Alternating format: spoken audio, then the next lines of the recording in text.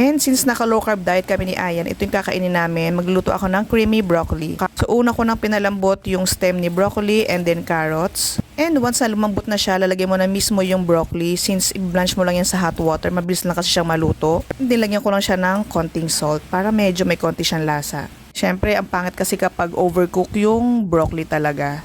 And once na nag-boil na siya, so i-remove na natin yan, i-drain natin ng excess water and itatabi natin siya. Actually, pwede mo na yan kainin siyang ganyan or ginagawa namin, nag-i-steam kami ng broccoli, nilagyan namin ng salt and pepper and yun yung kinakain namin ni Ayan. But this time, nalagyan ko siya ng cream, so magsusaute lang ako ng onion sa butter. So kapag once na transparent na siya and fragrant na yung onion, lalagyan mo na yung garlic. Natin ito toast yung garlic and then nilagay mo na yung red bell pepper. For added flavor yan. So kapag ganyan na siya, lalagay mo na yung cream and lalagyan mo lang siya ng salt and pepper to taste. Nilagyan ko lang siya ng konting magic sarap. Added flavor na rin siya. And then kapag nag-boil na siya, lalagay mo na yung broccoli. So ayaw nating masyadong maluto yung broccoli. So pag nilagay natin yan, imimix lang natin siya saglit, then i-remove natin siya sa pan. Usually, ganyan lang kinakain namin ni Ayan, gulay or minsan nagsasaging kami na saba. After that, ayan, nag-air fry lang ako ng katsudon breaded chicken. Ito yung galing kila ate. Binigay niya, galing yata Singapore to. Kasi wala yata dito kasi naghanap din ako since masarap talaga yung lasa yung chicken mismo. Ito lang yung dinner namin ni Ayan, chicken and then yung gulay. Napansin kasi namin na kapag wala kaming rice, as in maganda talaga yung BP namin. So yun lang guys. Again, happy Valentine's everyone and yan, so kung naghanap kayo ng lutuin, yan, try nyo si creamy broccoli. Gustuhan din yan ng mga kids ninyo. Yun lang, bye!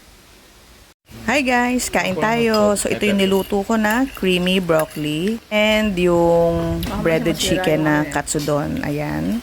Binoise over ko na lang kasi medyo makulit kami dyan mga kasama ko, maingay. Ayan, so kung nagharap kayo ng mga easy recipe na low carb recipe, ayan, try nyo yung si creamy broccoli. For this video, andyan yung recipe guys. And aside from that, pwede sa kids nyo yan, magugustuhan nila. Kinakain ko na breaded chicken, galing naman yun sa Singapore, bigay nila ate. Yan, ang sarap din yan. Nung timpla niya, para siyang may garlicky. Basta malasa siya. Ginagamit siya sa katsudon since naka-indicate doon is breaded chicken for katsudon. Pwede siyang i-partner sa any vegetable. Ayan. Ito naman yung creamy broccoli naman. Nabili ko siya ng fresh. Ayan, ang sarap talaga nung broccoli, guys. Ayan, so kain tayo. Bakit? Hindi ba kayo sa Asian? Hindi. Yan lang ka sa labas. Bakit?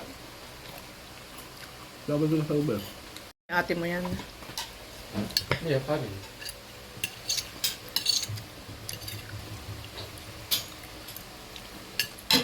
Oo talaga, bro. Kasi alam mo na luto ni Mami yung gulay. Kala Hindi, mo, bro. Pagtanda mo nang masisisi ka, sinasabi ko sa ice candy talaga yung binibili mo.